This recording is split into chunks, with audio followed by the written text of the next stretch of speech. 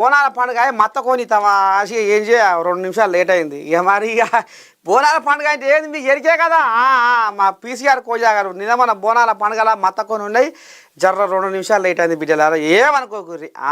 ఇక మరి morning news with Narsaiah తాత మధ్యలో మోత కానీ దమాయి సురువు చలో. ఇవా ముందుగా మహాపత్రికను తీసుకొని వచ్చిన. ఏంది ఇలా కథ, ఏం రాసుకొచ్చారు, ఎటువంటి సంగతి ఏంది ఏం కథ అంటే ముందుగాల గద్వాల జయజమ్మని తీసుకుందాం. కుమ్మక్కు రాజకీయాలు, అవినీతి జరిగిందంటూనే రక్షిస్తున్నారు బీజేపీ ఎంపీ డీకే అరుణ. ఇక ఇక్కడ పెద్ద కోయిలాగా వచ్చింది, ఇది ఢిల్లీ కోయిలాగా. తెలంగాణలో సామాజిక న్యాయం 2.0, బలహీన వర్గాల కోసమే ఈ పోరాటం, ప్రజల ఒత్తిడితోనే కులగణనకు మోదీ అంగీకారం, మా దేశవ్యాప్తంగా జాతీయ కులగణాంకాల సమీక్ష జరపాలి, ఎక్స్ వేదికగా ఏఐసిసి చీఫ్ ఖర్గే. ఇక ఈయన ఇట్లా మాట్లాడుకొచ్చిండు. ఇక ఈ కోడిలాగా ఎవరికి బెదిరేది లేదు, ఈయన ఇదే పని, ఈయనది ఎప్పుడు ఇదే పని. విజయోత్సవంలో పవన్ కళ్యాణ్ తొలి రోజే 80 కోట్లు వీరమల్లు. వీరమల్లుకు తొలి రోజే 80 కోట్లు వచ్చినాయట. సరే రావాలి, బతకాలి, జనాలకు సేవ చేయాలి. కానీ ఇప్పుడు ఈ కోయిలాగా ఆనాడు పెత్తానం కోసము నీ దండం పెట్టి తిరగని ఊరు లేదు, మాట్లాడని మనిషి లేడు. కానీ ఇక ఇప్పుడు పదవి వచ్చినాక అంతగానం ఉరుకులాట లేదు. ఇక మరి నిమ్మల పడ్డది కోయిలాగా అనేది మాత్రము సోషల్ మీడియా కోడై కూస్తుంది. ఇక సాన్నాళ్లకు ఇక ఉప ముఖ్యమంత్రి అయినాక ఇక తొలి దొమ్మరము ఇక ఈ సినిమా రిలీజ్ అయ్యింది. ఇక ఈ సినిమాలో ఈ కోయిలాగా ఇంకో మాట కూడా అంటుంది. ఇప్పుడు సినిమా జర గ్రాఫిక్స్లల్లా కొద్దిగా ఏదో అని సోషల్ మీడియాలో కొన్ని కోయిలాగాలు జర్ర వంకలు పెట్టినాయట. మీరు ఎట్లా పెడతారు వంకలు? నా అభిమానులు ఏం చేయాలి, లేచి లెంకలు కొట్టాలి, గంతులు వేయాలి, రంకెలు వేయాలి, వాళ్ళ మీదకి దాడి కూడా చెయ్యాలి అంటుండు.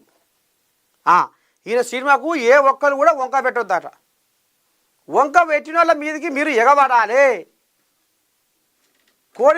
కోడిపిల్లల మీద కనుక గద్ద ఎగబడి ఎట్లా పీక తిన్నట్టుకునో గా రకంగా మీరు ఎవరన్నా నా సినిమాకు పుసుక్కున వంక పెడితే మీరు దాడి చెయ్యాలి అని ఇక మరి ఈయన మీటింగ్లలో చెప్పుకుంటుండు.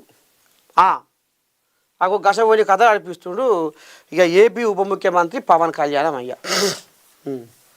ఇక కోయిలాగా వచ్చింది చూడు, తెల్ల కోయిలాగా. ఇండియన్స్కు నో జాబ్స్, చైనాలో కంపెనీలు ఇండియన్స్కు ఉద్యోగాల, అమెరికన్ టెక్ కంపెనీలకు ట్రంప్ వార్నింగు. చైనాలో ఫ్యాక్టరీలు నిర్మించే అమెరికా టెక్ కంపెనీలు భారతీయులను ఉద్యోగులుగా నియమించుకుంటున్నాయని అగ్రరాజ్యం అధ్యక్షుడు డొనాల్డ్ ట్రంప్ విమర్శించారు. తన పాలనలో ఆ రోజులు ముగిశాయని హెచ్చరించారు. ఈ మేరకు న్యూయార్క్లో జరిగిన ఆర్టిఫిషియల్ ఇంటెలిజెన్స్ సమ్మిట్లో ట్రంప్ వ్యాఖ్యలు చేశారు. మొత్తానికి ఇక ఉన్నాయి కదా ఈ సంస్థలు, ఏది మన పెద్ద ఏది ఉండే పిరా గూగుల్, మైక్రోసాఫ్ట్, గిసోటి కంపెనీలు ఉన్నాయి కదా. ఆ కంపెనీలల్లో భారతదేశం కోయిలాగాలు పనిచేయొద్దట. అందుకనే వాళ్లకు అమెరికన్ టెక్ కంపెనీలకు వార్నింగ్ ఇచ్చిండట. మీరు మన అమెరికాలోనే పెట్టుకోవాలి, మనోళ్ళనే పెట్టుకోవాలి. మీరు వేరే దేశ పౌరులను, ముఖ్యంగా భారతదేశ పౌరులకు మనం ఉద్యోగాలు ఇవ్వద్దు, ఇస్తే మీ తోక కత్తిరిస్తా అన్న కాడికి తీసుకొస్తుండు ట్రంప్. ట్రంప్ సలగుండా ట్రంప్తో మోడీ రాసుకొని పూసుకొని తిరిగిండు. ట్రంప్ దోస్తు, మోడీ దోస్తు, ట్రంప్ ఊపిరి మోడీ, మోడీ పంచప్రాణము ట్రంపు. తేనెల ఈ బంధము తెగిపోని అనుబంధము, తిరుపతిలో లేని తీయనైన ఆనందము అని అనుకున్నారు. ఆఖరికి వస్తారు కల్లా ఇవాళ ఇండియన్స్కు తోక, అది కథ. ఇక ఇప్పటికైనా అర్థం చేసుకోవాలి, ట్రంప్ ట్రంప అనేది ఆలోచన చెయ్యాలి. రేవంత్ అంచనాలకు మించి రాణించారు. ఓహో, కులగణన నిర్వహించడం అంత తేలిక కాదు. దేశానికి తెలంగాణ మోడల్ మార్గదర్శి. సామాజిక న్యాయానికి ఇదో మైలురాయి. బీజేపీ సర్కారు కులగణన సరిగా చేయదు. అది చేయదట, వీళ్ళు మంచిగా చేస్తారట. రిజర్వేషన్లపై 50% పరిమితిని ఎత్తేయాలి. ఇంగ్లీషు విద్య ఇప్పుడు దేశానికి అవసరము. కులగణన సర్వే ప్రజెంటేషన్లో రాహుల్ గాంధీ. ఇంగ్లీషు విద్య ఇప్పుడు దేశానికి అవసరము. కులగణన సర్వే ప్రజెంటేషన్లో రాహుల్ గాంధీ. కులగణన నిర్వహించడం అంత తేలిక కాదని ఎంపీ కాంగ్రెస్ అగ్రనేత రాహుల్ గాంధీ అన్నారు. ఢిల్లీలోని ఏఐసిసి భవన్లో తెలంగాణలో జరిగిన కులగణన సర్వేపై కాంగ్రెస్ ఎంపీలు నేతలకు సీఎం రేవంత్ రెడ్డి ప్రజెంటేషన్ ఇచ్చారు. ఈ సందర్భంగా రాహుల్ గాంధీ మాట్లాడారు.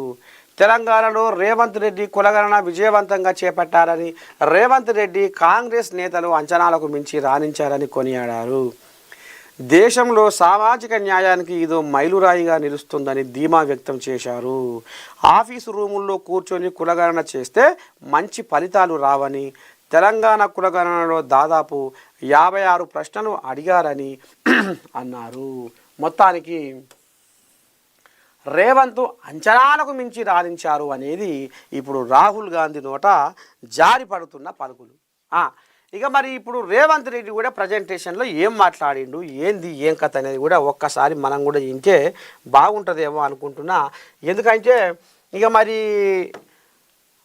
సోనియమ్మనే మెచ్చుకొని లేఖ రాసిందట. ఆ లేఖను ఈయన ఆస్కార్ అవార్డు, నోబెల్ ప్రైజ్ కంటే ఇంకెక్కువ పొగుడుతుండు. మరి ఒకసారి ఏమన్నాడు, ఏంది ఏం కథ అనేది మనం కూడా విందాము.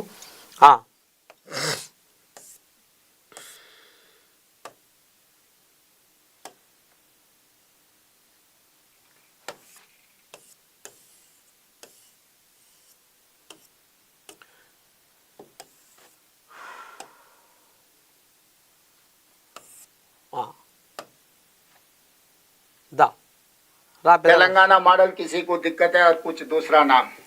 मैं दूसरा नाम ये सुझाव करना चाहता हूँ, this is rare model, rarest of the rare, India first time a rare model. అంటే రాహుల్ రేవంత్ मैं बोलता हूँ मगर ये रेयर मॉडल है, तो रेयर क्योंकि कोई भी नहीं किए दीदी है ना, इसीलिए पता लगता है ये रेयर मॉडल है। क्योंकि अभी तेलंगाना मॉडल किसी को दिक्कत है तो ये रेयर है, क्योंकि 75 इयर्स ऑफ डेमोक्रेसी कोई ने नहीं किया, किसी ने नहीं किया, इसीलिए ये रेयर मॉडल को हम अडॉप्ट कर लेंगे। ये रेयर मॉडल लेकर देश में हम आगे जाएंगे। फाइनली ये letter, this is for me Sonia Gandhi life time achievement, this is for me Oscar award, this is for me Nobel prize। Shrimati Sonia Gandhi ji मुझे अप्रिशिएट करते हुए एक खत लिखा for me life time achievement, क्योंकि बहुत सारे काम कर सकता हूँ, वेलफेयर कर सकता हूँ, डेवलपमेंट कर सकता हूँ और दूसरे कुर्सी में बैठ सकता हूँ, मगर सोनिया जी अप्रिशिएशन जो लेटर खत लिखा मेरे नाम पे, सोनिया जी खुद दस्तखत कर देंगे। For me this is life time achievement.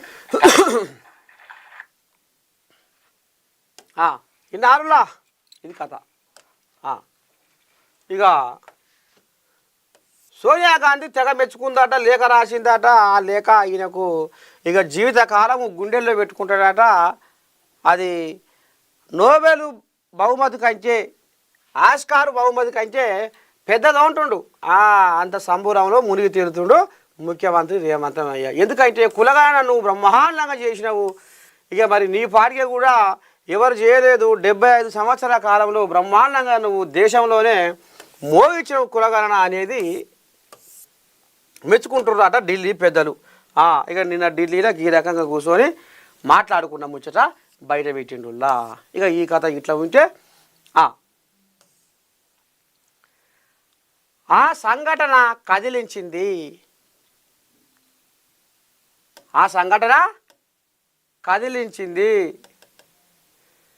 కేంద్ర మంత్రి బండి సంజయ్ బలమైన సంకల్పం. మోదీ గిఫ్ట్గా 20,000 సైకిళ్ళ పంపిణీ వెనక కారణం ఇది. మోదీ గిఫ్ట్గా 20,000 సైకిళ్ళ పంపిణీ వెనక కారణం ఇదే. మోదీ గిఫ్ట్ సైకిళ్ళ పంపిణీతో విద్యార్థుల్లో అంతులేని ఆనందం. ప్రభుత్వ స్కూళ్లలో హాజరు శాతం పెరిగిందంటున్న అధ్యాపకులు.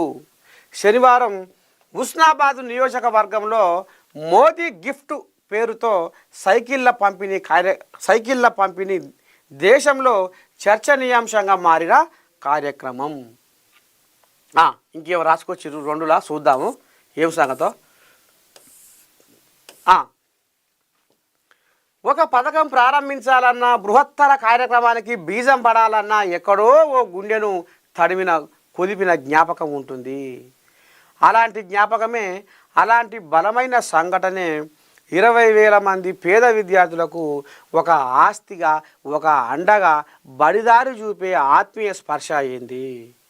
సైకిల్ తొక్కుతూ స్కూల్కు వెళ్ళాలనే కోరిక బలంగా ఉన్నా కొనే స్తోమత లేక స్కూల్ మానేసి మానసిక బాధను అనుభవిస్తున్న ఓ పిల్లవాడి కోరికను నెరవేర్చిన క్షణాన ఆ పిల్లవాడు పొందిన ఆనందం ప్రపంచాన్ని జయించినట్లుగా రెక్కలు విప్పిన సంతోషం చూసి కేంద్ర మంత్రి బండి సంజయ్ చలించిపోయారు. ఒక సైకిల్ గ్రామీణ విద్యార్థులపై ఎంత బలమైన ముద్ర వేస్తుందో స్వయంగా చూసిన నేత ఆ మానవీయ స్పర్శ వేలాది మందికి అందించాలని ఆ క్షణాన్నే నిర్ణయించుకున్నాడట బండి. అమ్మా, మొత్తానికి బండి ఒక మంచి కార్యక్రమాన్ని ముంగట తీసుకొని పోతుంది. మరి ఎవరు ఆ పిల్లాడు? నేను సైకిల్ కోనిస్తేనే బడికి పోతా, లేకపోతే పోను అని మారాం చేసి మంకుపట్టు పట్టి ఇంటికాడ ఉండి మానసికంగా కుంగిపోయిన మరి ఆ పిల్లగాడు ఎవరు? ఆ పిల్లగాడిని చూసే ఇవాళ ఒక మోదీ గిఫ్ట్ అని 10 చదివే పోరగాళ్లకు సైకిళ్ళ పంపిణీ కార్యక్రమాన్ని ముంగడి తీసుకొచ్చి ఇవాళ సర్కారు బల్లల్లా వన్నెదప్పి చిన్నపోయిన సర్కారు బల్లల్లా ఇవాళ కలకలలాడేటట్టుగా చేసిందంటే బండి సంజయ్ అనేది కూడా ఇప్పుడు తెర మీదకి వచ్చిన ముచ్చట.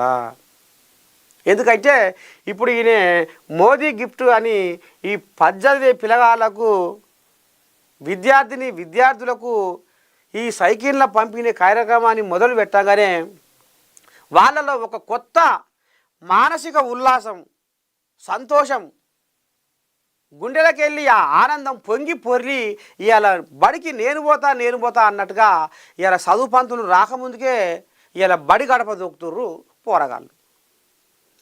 అంటే ఇదంతా ఏడ ఉంది? సైకిలి. అమ్మా, నాకేదో అంటే నా వెనకాల ఏదో ఉన్నది, నా పక్కన ఏదో ఉన్నది అంటే అది ఒక చెప్పలేని అంతులేని ఆనందం అన్నమాట. ఆ ఆనందాన్ని ఇప్పుడు బండి 10వ తరగతి పోరగాళ్లకు దగ్గర చేసిండు. ఆ ఆనందాన్ని 10వ తరగతి పోరగాళ్లతోని సోపది కట్టిండు. అందుకనే ఇవాళ సర్కారు బల్లల్లా ఇవాళ హాజరు శాతము పోరగాళ్ల సంఖ్య పెరిగిపోయిందట. ఇక మరి ఎవరా పిల్లగాడు? ఏ పోరగాని చూసి ఈయనకు సైకిల్ కొనియాలన్న సంకల్పం కలిగింది? ఎందుకు నిర్ణయించుకున్నాడు?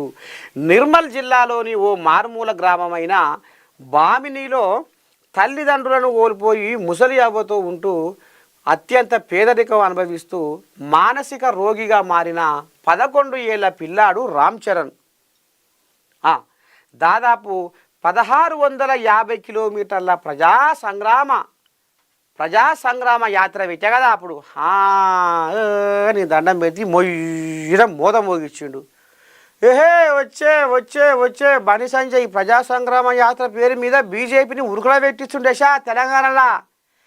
ఇక రేపు బీఆర్ఎస్కు గట్టి పోటీ ధీటుగా నిలబడేదంటే బీజేపీ అయితట్టుందిరో, బీజేపీ 2వ స్థానంలో ఉంటట్టుందిరో అనే కాడికి తీసుకొచ్చిండు బండి సంజయ్. వాస్తవంగా కూడా పార్టీని బీజేపీని తెలంగాణలో ఉరుకుల పెట్టించిండు. ఇక మరి అందులో లోపడంగా ఏం కథ నడిచిందో కానీ ఇక ఈ కోళ్ళగా ఎగురులాట దునుకులాట పార్టీని ఉరుకుల పెట్టిస్తుంటే మరి ఎవరి ఖండు మైనియో ఏం కథ కానీ తోక కత్తిరించి ఇక కడకు జరుగు బండి అని పక్కకు దోసిర్రు. ఇక ఆడికెళ్ళి మన పార్టీ ఉరుకులో పెట్టలే, ఇక వండుకుంది. పక్కేసుకొని పండుకుంది. ఇక అది రెండో స్థానంలో ఉన్న బీజేపీ ఇక పోయి కడకు చేరింది ఎక్కడనో, ఇంకా అయిపోయింది. ఇక అప్పుడు ప్రజా సంగ్రామ యాత్ర చేస్తుంటే ఆ గ్రామానికి పోయిండట. ఏ గ్రామము? బామిని, నిర్మల్ జిల్లా బామిని. ఇక ఓ ఇంటికి పోయి తలుపు కొట్టిండట. మొట్టమొదట కనిపించిన దృశ్యం ఆ పిల్లవాడి మానసిక స్థితి. అందరూ అతనిని పిచ్చోడిగా చూస్తే అతనితో మాట్లాడిన కాసేపటికే అతను పిచ్చోడు కాదు. సైకిల్పై స్కూలుకు వెళ్ళాలనే కోరిక తీరక పిచ్చివాడిగా మారారని, సైకిల్ కొనిస్తే స్కూల్కు వెళ్ళి చదువుకుంటావా అని అడిగితే ఆ పిల్లవాడు ఇచ్చిన జవాబు నేరుగా షాపుకు తీసుకెళ్ళి సైకిల్ కొనిచ్చిన బండి సంజయ్ను ఆ పిల్లవాడు అమ్మలా పెనవేసుకొని ముద్ద వెడుతూ చిందించిన చిరునవ్వు బండి సంజయ్ మనసులో బలంగా నాటుకుపోయింది. దాని ఫలితమే రెండోసారి ఎంపీగా గెలిచిన వెంటనే కరీంనగర్ పార్లమెంటు నియోజకవర్గ పరిధిలో సైకిళ్ళ పంపిణీకి శ్రీకారం చుట్టిండట. ఎప్పుడైతే పిల్లవాడు నాకు సైకిల్, ఇప్పుడు ఊళ్ళలో కొంతమంది అంటుంటారు నిజంగా కూడా, ఏమంటారు, నాకు సైకిల్ కొని నేను అట్లా అయితేనే బడికి పోదా లేకపోతే పో అని ఇట్లా పొరగాళ్ళు మాకు పట్టుబడతారు. ఇక కొంతమంది కోనిస్తోళ్ళు ఉంటారు, కొంతమంది ఆర్థిక స్తోమత లేనోళ్ళు ఉంటారు. మరి పొద్దున్నాక పుట్టడు కష్టం చేస్తేనే పొట్ట నిండేదే మా ఎక్కువ. ఇక నీకు సైకిల్ ఏడగోనియా, నీకు ఫోన్ ఏడగోనియా, నీకు కొత్త బట్టలు ఏడగోనియా, శనిగిపోయినాయో బొనిపోయినాయో వేసుకొని పోరా మాయ. కానీ శనిగిపోయిన బట్టలు వేసుకొని బయటకు పోతే ఎవరైనా నిలగొడుతున్నారా నిన్ను? ఎవరైనా నిలగొడితే నా పేరు చెప్పు నేను వస్తా అని ఇక అయ్యో అమ్మో అంటుంటారు. మొత్తానికి పోరగాళ్ళకు సైకిల్ కొనిస్తే అదొక మానసిక ఉల్లాసము, వాళ్ళకు గుండె పొరలకి వెళ్ళి ఆ సంతోషం అనేది తన్నుకొని వచ్చి ఆహా అనేది వాళ్ళు ఒక తన్మయత్వంతో పోరగాళ్ళు చదువుకు ఇంకా నేను చదవాలనే ఒక కుతూహలం పెరుగుతుంది పిల్లల్లో. అందుకనే బండి సంజయ్కి గా రకంగా ఈ పోరగానికి సైకిల్ కొనియకనే సైకిల్ మీద మంకుపట్టు పట్టింది కాబట్టి ఇక అదే ధ్యానంలో మునిగి తేలుతుండు ఈ పోరగాడు. ఈ పోరగానికి సైకిల్ కొనిస్తే ఈయన జీవితం ఏం బాగుపడుతుంది అనేది ఈ రకంగా ఆలోచన చేసి ఇక ఆడబడ్డ ఈ పునాది రాయి ఇప్పుడు ఇక చిన్న చిన్నగా నియోజకవర్గాల వారిగా విస్తరించుకుంటా వస్తుందిలా. మోదీ గిఫ్ట్ అని పేరు పెట్టి సైకిళ్ళ పంపిణీ పరుగులు పెట్టిస్తుండు కరీంనగర్లో, ఉమ్మడి కరీంనగర్ జిల్లాల పెద్ద మనిషి బండి సంజయ్. ఇక ఈ రకంగా మొయ్యిన మూత మోగుతుంది. ఇగో నియోజకవర్గాల వారిగా ఈ నెల 9న కరీంనగర్ నియోజకవర్గంలో, 15న సిరిసిల్ల జిల్లాలో, 17న హుజురాబాదులో వేలాది సైకిళ్ళ పంపిణీ కార్యక్రమం దిగ్విజయంగా పూర్తయింది. శనివారం హుస్నాబాదు నియోజకవర్గంలో, శనివారం అంటే రేపేనా పిల్ల? ఇలా ఏ వారం? శుక్రవారం, రేపే. శనివారం హుస్నాబాదు నియోజకవర్గంలో కేంద్ర మంత్రి బండి సంజయ్ చేతుల మీదుగా సైకిళ్ళ పంపిణీ కార్యక్రమాన్ని ప్రారంభించనున్నారు. ఆ జిల్లాకు చెందిన ఉన్నతాధికారులు ఈ కార్యక్రమంలో పాల్గొన్నారు. కరీంనగర్, సిరిసిల్ల, హుజురాబాదు నియోజకవర్గాల్లో ప్రభుత్వ పాఠశాలల్లో, శిశు మందిర్ స్కూళ్ళల్లో 10th చదివే విద్యార్థులందరికీ సైకిళ్ళు పంపిణీ అందజేసే కార్యక్రమం దాదాపుగా పూర్తయింది. గత పక్షం రోజుల నుండి ఈ కార్యక్రమం ఆయా నియోజకవర్గాల్లో కొనసాగుతుంది. ఈ నేపథ్యంలో సైకిళ్ళు తీసుకున్న విద్యార్థులు ఏమంటున్నారు? ఆ సైకిళ్ళ వల్ల ప్రయోజనం కలుగుతుందా? హాజరు శాతంపై టీచర్లు ఏమంటున్నారు? అట్లాగే సైకిళ్ళపై స్కూలుకు పంపుతున్న తల్లిదండ్రులు ఏమనుకుంటున్నారు? వారి మనోభావాలు ఎలా ఉన్నాయనే దానిపై కరీంనగర్, సిరిసిల్ల, హుజురాబాదు నియోజకవర్గాల్లోని పలు ప్రభుత్వ పాఠశాలలను సందర్శించి 10th విద్యార్థులను, వారి తల్లిదండ్రులను, ఉపాధ్యాయులను కదిలిస్తే ఆశ్చర్యపోయే అభిప్రాయాలు వ్యక్తమయ్యాయి. అమ్మ ఏమనగా నేను రేపు పోతానులా. మరి ఇక్కడ ఎవరిని వదిలిపెట్ట, తల్లిదండ్రులు ఏమంటున్నారు? సైకిల్ కొనిస్తే మీ పిల్లగాడు ఏమంటుండు? మీ పిల్లగాడు సైకిల్ దొక్కి బడికి పోతుంటే మీ పానం ఏమనిపిస్తుంది? మరి సైకిల్ కొనిచ్చినాక పాఠశాలలో సంఖ్య ఎట్ట ఉందయ్యా? పోరగాళ్ళ పరిస్థితి ఏందయ్యా? ఏమనుకుంటున్నారయ్యా గుసగుస? మరి మీకేమనిపిస్తుంది పానం అంటే చదువు పంతులు ఏమంటారు? ఇక ఆఖరికి వస్తారకల్లా ఏమయ్యా బండి నువ్వు మరి సైకిళ్ళ కార్యక్రమాన్ని పెట్టి పోరగాళ్ళను నీ దండం పెడితే పొద్దున లేవగానే షాయ మర్చిపోతురు, బువ్వ మర్చిపోతురు, కానీ బడి మర్చిపోతలేరట పోరగాళ్ళు. మరి నిజమేనా? సైకిల్ కోనియాగానే పోరగాళ్ళు పరుగులు తీస్తుర్రట, గోదావరి పరుగులు లేక ఉరుకుల పెట్టి బయటకు పోతుర్రట. మరి నిజమేనా అంటే బండి కూడా ఏమంటాడో అడుగుతా. రేపైతే మానక మరవక కరీంనగర్ జిల్లాలో అడుగు పెట్టి ఇగో ఈడు అంటుండగా ఇగో శనివారం హుస్నాబాద్ నియోజకవర్గంలో మరి కేంద్ర మంత్రి బండి సంజయ్ చేతుల మీదుగా సైకిళ్ళ పంపిణీ కార్యక్రమాన్ని ప్రారంభించనున్నారు. ఇక ఆడికి పోతే అందరు ఉంటారు. ఇక నేను ఇంట్లో పూట కూడా తిరగవలసిన అవసరం లేదు. ఇక ఆడ చదువు పంతులు ఉంటారు, పోరగాళ్ళ అయ్యమ్మలు ఉంటారు, బడికి పోయే పోరగాళ్ళు ఉంటారు, కేంద్ర మంత్రి బండి కోజా కూడా ఆన్యం ఉంటుంది. ఈ అందరి మునుం పెట్టి అరుచుకొస్తే ఇక మరి ఎవరెవరు ఏమంటారు ఏం కథ అనేది మనం ఇందాము. రేపు తప్పకుండా పోతాం, మీరు ఏం బాధపడకూరి. కులగణన సర్వే నాకు ఆస్కార్ వంటిది. ఈ పెద్ద మనిషిది అయిపోయింది కదా కథ.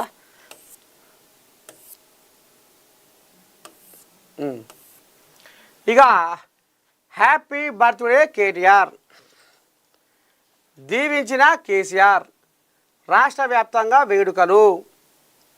తన పుట్టినరోజు సందర్భంగా బీఆర్ఎస్ వర్కింగ్ ప్రెసిడెంట్ కేటీఆర్ తండ్రి కేసీఆర్ను కలిసి ఆశీర్వాదం తీసుకున్నారు. భార్య శైలిమ, పుత్రుడు హిమాంశుతో కలిసి ఎర్రవల్లి నివాసానికి ఆయన వెళ్ళారు. సరే, ఒక్కసారి తెలంగాణ భవన్కు మీ నర్సయ్య తాత కూడా పోయిండు కాబట్టి మరి ఏం జరిగే ఎట్ట జరిగే భవన్లో కోళ్ళాగలు కేటీ రాముల అభిమానులు ఏమంటుర్రు, ఏంది ఏం కథ అనేది మనం కూడా ఒకసారి ఇందాం. ఏది పిల్ల ఏయ్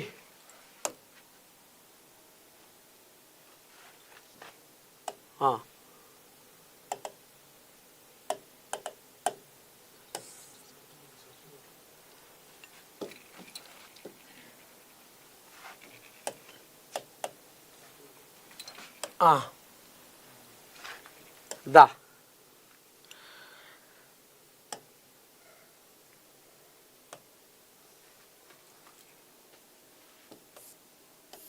ఎక్కడ ఉంది నిన్న బోనాలది, అది మన కేటీఆర్ పుట్టినరోజు పండుగది.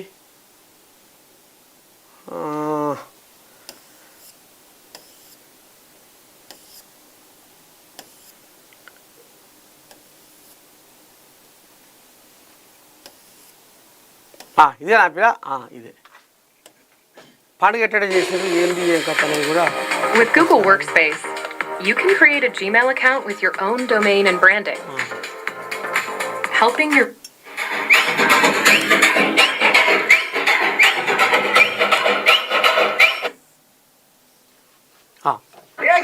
మొత్తానికి మరి తెలంగాణ భవన్లో మరి రామసక్కదనంగా ఈయన మల్కాజ్గిరి ఎమ్మెల్యే సీఎం అని అప్పుడు దని వరుతుంది. మరి అక్కడ ఆ కోజాగా ఇంకా 10 ఏళ్ళు నేనే ముఖ్యమంత్రి, ఆ కోజాగా ఫోన్ వెళ్తుంది. మరి ఇక్కడ మీ కోజాగలేమో పసు కోజాగలేమో వచ్చే సీఎం అని ఈ సంఖ్యలు కూతుకుంటున్నాయి. మీకేమన్నా సందు దొరుకుతుంది ఆగుతుందేనా? ఎందుకైతుందో ఇలా ప్రజాక్షేత్రంలో వెళ్తే ప్రజల నాడి తెలిసిన వాళ్ళు ప్రతి ఒక్కరు మళ్ళా కేసీఆర్ గారే అధికారంలోకి వస్తారని ప్రతి ఒక్కరు చెప్పడం జరుగుతున్నది. ఇలా ప్రజలలోకి వెళ్ళిన ప్రతి ఒక్కరు ఇలా ప్రజలలో ఉన్న నాడి ఎలా ఉందో తెలుసుకొని ఇలా మేము కూడా అదే విధంగా మాట్లాడుతున్నాం. తప్పకుండా మా కేసీఆర్ గారు ఈ రాష్ట్రానికి మరొకసారి ముఖ్యమంత్రి అవుతారు. తర్వాత రాబోయే తరాలకు తప్పకుండా మా కేటీఆర్ గారు నాయకుడిగా ఎదుగుతాడని చెప్పేసి తెలియజేసుకుంటాం. మల్కాజ్గిరి ఎమ్మెల్యే మర్రి రాజశేఖర్ రెడ్డి ఈ రకంగా ఆంబాయ వెళ్ళబోసుకుండు. సంతోషపడాలి కాంగ్రెస్ నాయకులు 10 ఏళ్ళ మాట ఊతుంది. వాళ్ళ దాంట్లో పొత్తు సెట్ అయితే లేదు. ప్రజలకు ఏం చేస్తారు కాంగ్రెస్ నాయకులు? ఏమి చేయరు వాళ్ళు.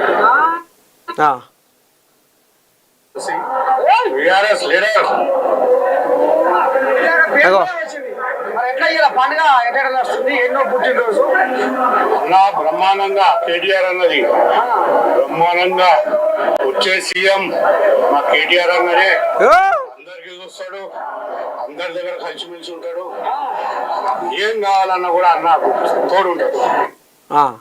ఇంకో కథ అనే పద్ధతి ఇక మరి ఇదా కొప్పుల ఈశ్వర్ వాళ్ళని చూసి కేటీఆర్ ను చూస్తే ఆకాశం అంతా కనబడతాడు మనకు. అనేక విషయాల పట్ల అవగాహన ఉన్నటువంటి నాయకుడు. వారి జన్మదినం ఈ రోజు, అందుకే శుభాకాంక్షలు చెప్పడానికి అనేక మంది వేలాదిగా తరలి వచ్చి కూడా కనీసం ఆ పరిస్థితి లేనటువంటి సమయం మనం సందర్భాన్ని చూస్తున్నాం. ఈ సందర్భంగా కేటీఆర్ గారికి వారి జన్మదినం సందర్భంగా హృదయపూర్వకమైనటువంటి శుభాకాంక్షలు తెలియజేస్తూ భవిష్యత్తులో మంచి నాయకుడిగా ఈ రాష్ట్రానికి సేవలు అందించాలని కోరుతున్నాం. ఇట్లా మోగుతుంది.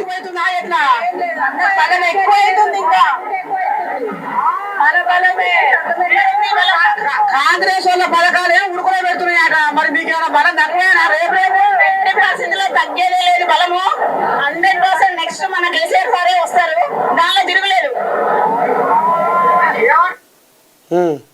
కానీ ఇప్పుడున్న ప్రభుత్వం అయితే బేకారు ఉన్నది. మరి కాంగ్రెస్ వాళ్ళు ఉచిత బస్సు పెట్టి తాత మరి నీ పిల్లలు మరి బస్సులో పోతుంది, మరి అటుమల్ల కదా మరి లేదా? అందరూ చాలా అవసరపడుతున్నారు. ఎందుకంటే ఉచిత బస్సు పెట్టినారు. ఆడవాళ్ళు కలవరిస్తున్నాక తీర్థయాత్రలు ఇప్పుడు ఆడలే తీసుకుంటారు తెలుసా. కానీ రమ్మను నేను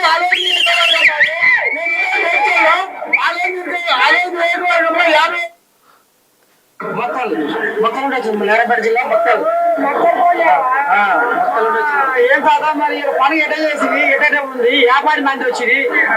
తెలంగాణలో కాబోయే సీఎం కేటీఆర్ గారు, ఆయన ఒక బర్త్డేకి ఎంత పబ్లిక్ వచ్చిందంటే రేపు సీఎం అయితే ఇది మన హైదరాబాద్ చుట్టుపక్కల ఎక్కడ కూడా ట్రాఫిక్ జామ్ అవుతుంది. అంత ప్రజా ఆదరణ పొందిన నాయకుడు.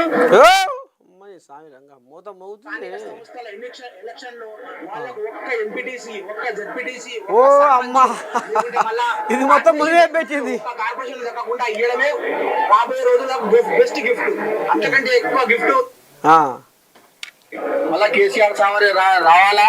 100% మళ్ళా జనాలు అదే. और ये हुआ अब नंबर 10 का तो मैं भी फैन हूँ. That's why I pay just 10 rupees brokerage for intraday and FNO trades on Kotak Neo. आप भी बनो तेज ट्रेडर Kotak Neo पर and pay just 10 rupees brokerage for intraday and FNO trades. Download the Kotak Neo app. Investments in securities market. Documents carefully before investing.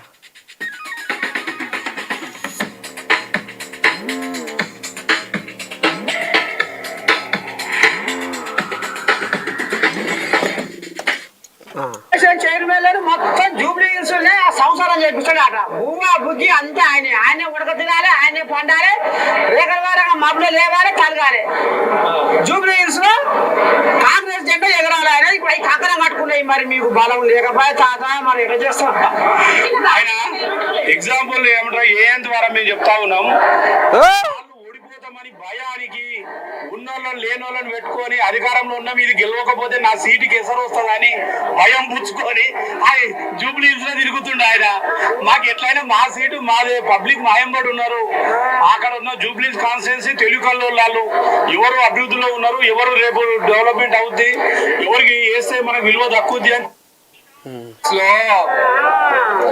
Telangana రాష్ట్రం మొత్తంలోనే Jubilee seat hot cake. ఇది hot cake ని గత సంవత్సరాలుగా శాసించినటువంటి మాగంటి గోపీనాథ్ గారు గత కొద్ది కాలంలోనే అకాల మరణం చెందిండు.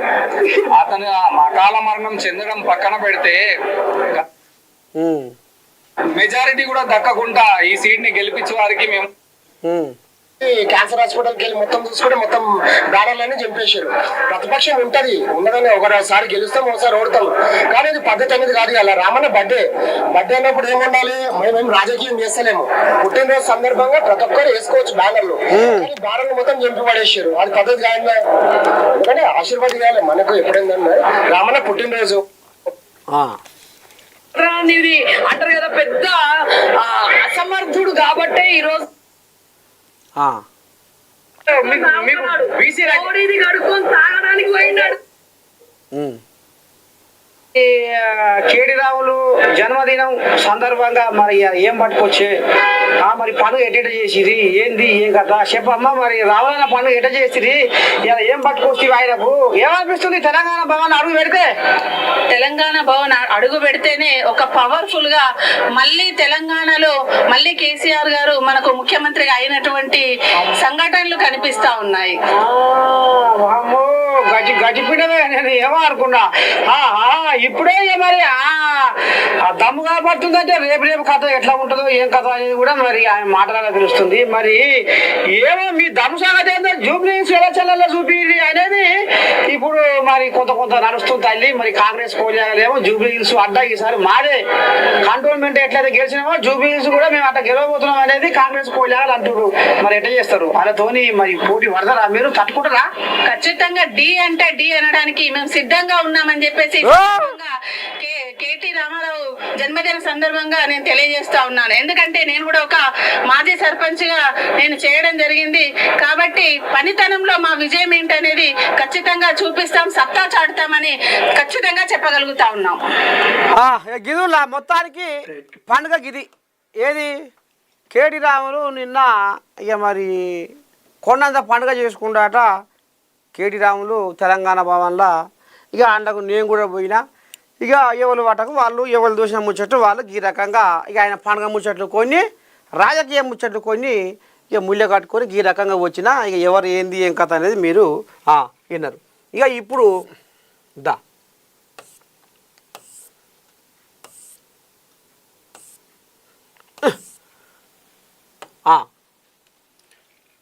నమస్తే తెలంగాణ తీసుకొని వచ్చిన. ఇక ఇంట్లో పండుగ రాసిరుగా ముందుగాల పండుగ కథే ఉంది. ముఖ్య నేత మెడకు ట్యాపింగ్ ఉచ్చు, రాడార్లో మేడంపై అధిష్టానం సీరియస్. ఏంది ఇది? హద్దు మీరిన ఫోన్ ట్యాపింగ్ అంశం కాంగ్రెస్ పార్టీని కుదిపేస్తున్నది. ఏకంగా ఢిల్లీ దూత ఫోన్నే ట్యాప్ చేశారన్న కథనాల నేపథ్యంలో ఏఐసిసి తీవ్రంగా స్పందించినట్టు పార్టీ వర్గాల్లో చర్చ జరుగుతున్నది. మొత్తంగా ఈ వ్యవహారం అటు తిరిగి ఇటు తిరిగి ముఖ్య నేత మెడకు చుట్టుకునేదాకా వచ్చినట్టు గుసగుసలు వినపడుతున్నాయి. ఇక ఫోన్ ట్యాపింగ్ కథ. గోపన్పల్లిలో గూండారాజ్, భాగ్యనగర్ టీఎన్జిఓ సెక్యూరిటీ గార్డులకు రివాల్వర్తో బెదిరింపు. కిరాయి మూకల దాడితో హడలెత్తి ముంబై పారిపోయిన గార్డులు, ప్రైవేటు వ్యక్తుల భూమి ఇది కాదంటూ గతంలోనే కలెక్టర్ నివేదిక. కాంగ్రెస్ అధికారంలోకి రాగానే కలెక్టర్ నివేదికలోనూ మార్పులు. న్యాయ పోరాటం లేకుండా ప్రైవేటుకు 91 ఎకరాలు దారాదత్తం. సుమారు 9,000 కోట్ల విలువైన భూమిని పంచుకుంటున్న పెద్దలు. అధికారిక రికార్డుల్లో పేర్లు నమోదు కాకుండా యథేచ్ఛగా లేఅవుట్. రేపో మాపో బసవతారక నగర్ను కబలించేలా కదులుతున్న పావులు.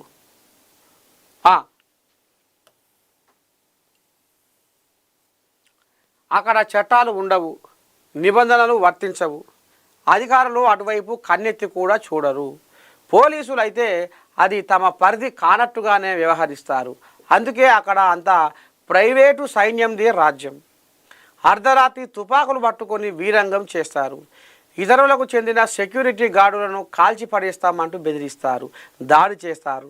పొట్టకూటి కోసం ఇతర రాష్ట్రాల నుంచి వచ్చిన సెక్యూరిటీ గార్డులు ఈ దౌర్జన్యంతో రాష్ట్రం విడిచి పారిపోయారు. పోలీసులు మాత్రం దెబ్బలు తిన్నోళ్ళు వచ్చి లిఖితపూర్వకంగా ఫిర్యాదు చేస్తే చర్యలు తీసుకుంటామంటారు. చివరకు ఆ సెక్యూరిటీ గార్డులను నియమించుకున్న ఉద్యోగ సంఘాలు సైతం లిఖితపూర్వకంగా ఫిర్యాదు చేసేందుకు జంకుతాయి.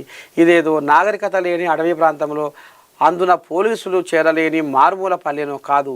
నాడు ఉమ్మడి రాష్ట్రానికి, నేడు తెలంగాణ రాష్ట్రానికి రాజధానిగా విరాజిల్లుతున్న విశ్వనగరమైన హైదరాబాదు మహానగర పరిధిలోనే పైగా ప్రభుత్వ ప్రధాన కార్యదర్శి మొదలు కింది స్థాయి సిబ్బంది వరకు అక్కడ ఏం జరుగుతుందో తెలుసు. కానీ ఎవరు నోరు విప్పరు. సర్కారు పెద్దల కనుసన్నల్లో కథ నడుస్తుందో అనేది వీళ్ళు రాసుకొచ్చారు. ఏంది ఇది? గోపన్పల్లిలో గూండారాజు. సరే, ఒక కాంగ్రెస్ కోల్యాను లైన్లో తీసుకుంటే అసలు ఏంది మరి? నమస్తే తెలంగాణ ఈ కథ రాసుకొచ్చిటయ్యా. మరి ఎటెడు సంగతి ఏంది ఏం కథ అంటే ఏమంటారో ఒక్కసారి ఇందాం.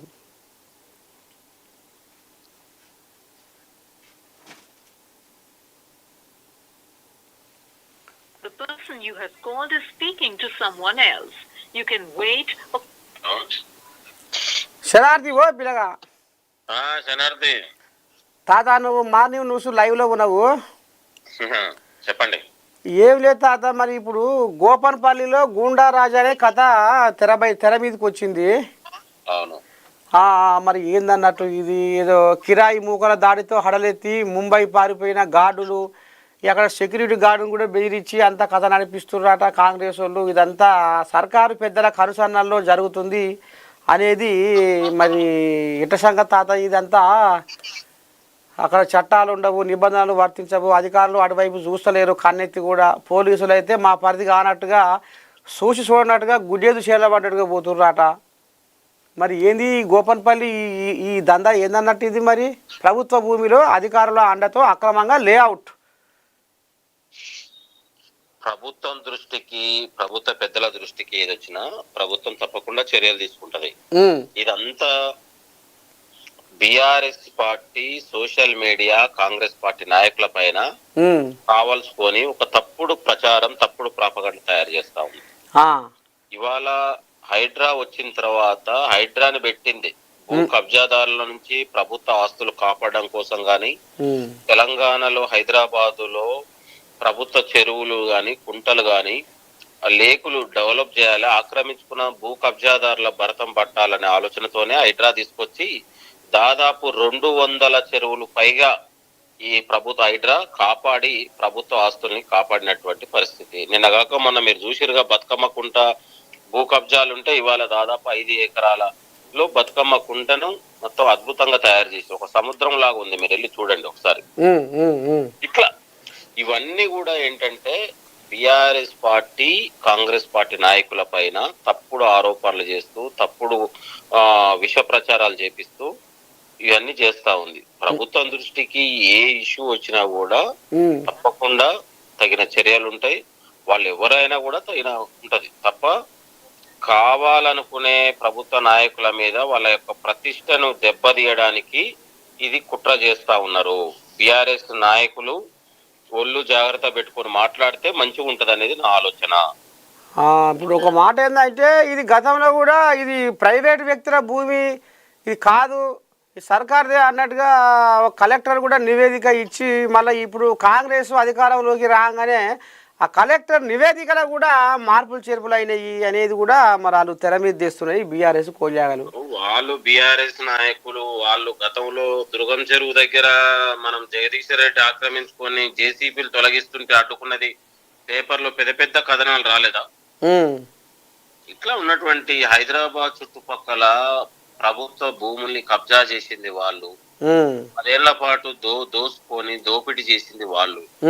కాంగ్రెస్ వచ్చిన తర్వాత ఎక్కడైనా ఒక్క ఆక్రమణలు జరిగినాయండి? ఒక్క భూ కబ్జాలు జరిగినాయా తెలంగాణ వచ్చే కాంగ్రెస్ ప్రభుత్వం వచ్చిన తర్వాత? అత్యంత పారదర్శకంగా, అత్యంత నిజాయితీగా పాలన వ్యవహరిస్తా ఉన్నాం. ప్రజలకు ఒక జవాబుదారిగా, ఒక మచ్చలేని పాలనను అందిస్తూ ప్రజల కోసం మనం పనిచేస్తున్నటువంటి పాలనే ప్రజాపాలన, ప్రజాప్రభుత్వం. అంతే అంటావా? ఇక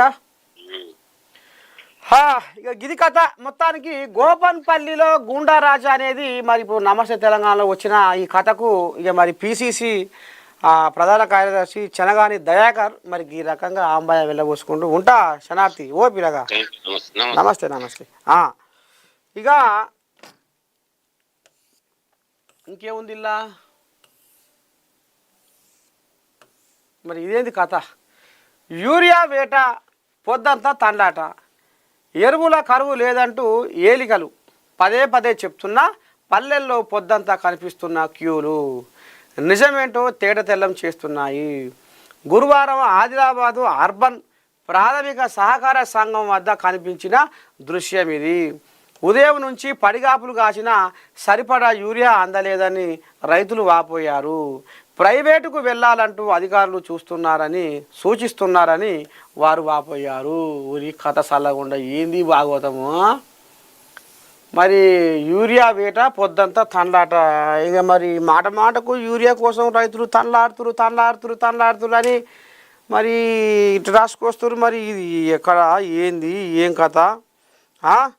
మరి బీజేపీ కోయిల లైన్లో తీసుకుందాం.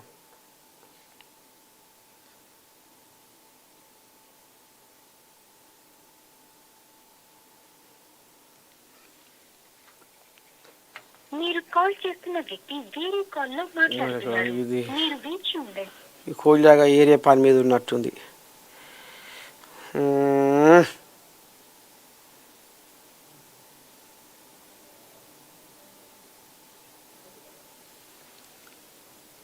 మరి గీయెత్తున లైన్లు కట్టి గీయెత్తున ఇది చేస్తే మరి రైతన్నలు పనేడే చేసుకోవాలి, పొలం ఏడ చూసుకోవాలి, మరి లైన్ ఏడ కట్టాలి. ఈ తల్లి ఏదో పని మీద ఉన్నట్టు ఈమె ఫోన్లు ఎత్తలేదు. మొత్తానికి మరి ఇక ఒక మాట ఏంటంటే ఇప్పుడు కాంగ్రెస్ కోళ్ళాగలు కూడా ఏమంటాయంటే మందలిస్తే, అయ్యా బీఆర్ఎస్ హయాంలో 10 ఏళ్ల రాజ్యంలో కూడా రైతులు ఈ రకంగా కూడా లైన్లు కట్టిన పరిస్థితులు రోజులు ఉన్నాయి. వాళ్ళ హయాంలో ఏమో చక్కగా నడిచిందా, వాళ్ళ హయాంలో కూడా కథ నడిచింది అనేది కూడా ఇప్పుడు వాళ్ళు కూడా ఇక మరి ఈ రకంగానే చెప్తారేమో అని అనిపిస్తుంది నాకైతే. సరే,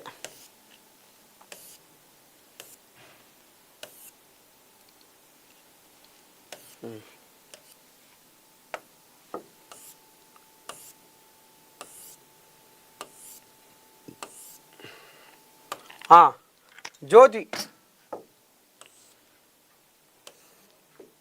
ఇదేంటిది? రేవంత్ టీం బేష్ కులగణనపై అద్భుతంగా పనిచేశారు. అదే ఎల్లాక చెప్పుకున్న ముచ్చట ఇది. బ్రిటన్లో సుంకాలు లేవు, మబ్బులు జల్లులు, రాష్ట్రంలో రోజంతా ముసురు, ఇండ్లకే పరిమితమైన ప్రజలు.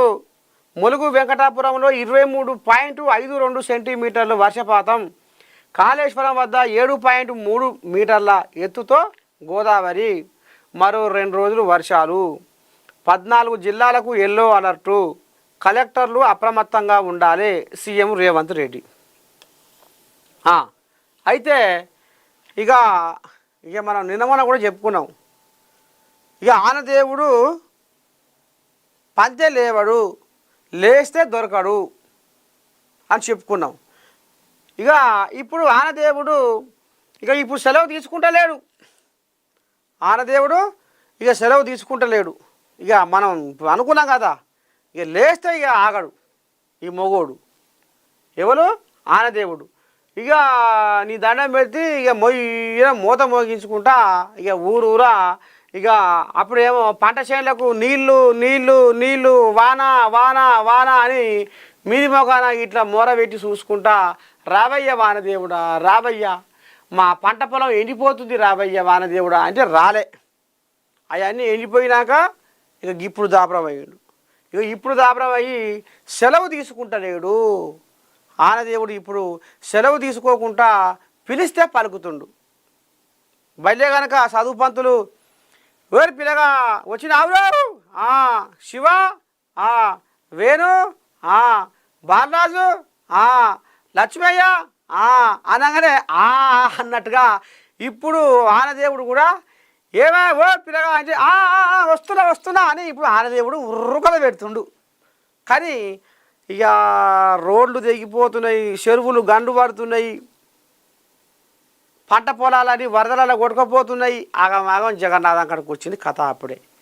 ఇక జనాలు కూడా జర్రంతా మీరు ఇళ్ళకి వెళ్ళి బయటికి వెళ్ళకుండా ఇక మరి అధికారులు కూడా ముఖ్యంగా పట్నం హైదరాబాద్లో కూడా ఇక ఇప్పుడు సర్కారు జిహెచ్ఎంసీ పని కూడా హైదరాబాద్లకు ఒప్పచెప్పిందట. మొన్న అంటుండే పెద్ద మనిషి ఒక ఆయన ఒప్పచెప్పిందట. ఇప్పుడు వాళ్ళు నాలాలు బోలాలు రోడ్ల మీద కథ కార్ఖానా మాత్రం ఇప్పుడు వాళ్ళే చూసుకుంటున్నారట. మొత్తానికి అధికారులను ఉరుకులో పెట్టిస్తుండు ఆనదేవుడు. నిన్న మొన్నటి దాకానేమో రైతులని పడక ఆగం చేసిండు, ఇప్పుడు పడి మళ్ళీ సర్వనాశనం చేస్తుండు. అంటే ఈ వానదేవునికి ఒక అదుపు లేదు. ఎప్పుడు రావాలి అనేది లేదు, ఎప్పుడు ఉండాలనేది లేదు, ఎప్పుడు కొట్టాలనేది లేదు. మొత్తానికి ఇటు రైతన్నలను పగ్గం పాడు చేస్తుండు, ఇక్కడ పట్నం హైదరాబాద్లో అధికారులకు నిద్ర పట్టకుండా చేస్తుండ్రు. ఇక మరి మబ్బులు జల్లులు ఇక మరి ఏంది మరో 2 రోజులు వర్షాలు ఉన్నాయి కాబట్టి ఇంకా 2 రోజుల దాకా ఈ మగోడు పోడాట ఇక్కడికనే తిరుగుతుండాట. జర పైలగా కనిపెట్టుకొని జర ఇళ్ళకి వెళ్ళి వెళ్తే జాగ్రత్తగా, అది పెద్ద పని, అత్యవసరమైతేనే జర బయటికి రారి. అంతవరకు దాకా మాత్రం జర ఆడంగిడంగా ఇండ్లల్లో ఉండడానికి ఎక్కువ ప్రయత్నం చేయడం అనేది మరి ఏ నేను నుంచి మీ నర్సయ్య తాత కోరుకుంటుండు. ఇక మరి ఇంతటితోటి మనది మార్నింగ్ న్యూస్ విత్ నర్సయ్య తాత మధ్య మోత మరి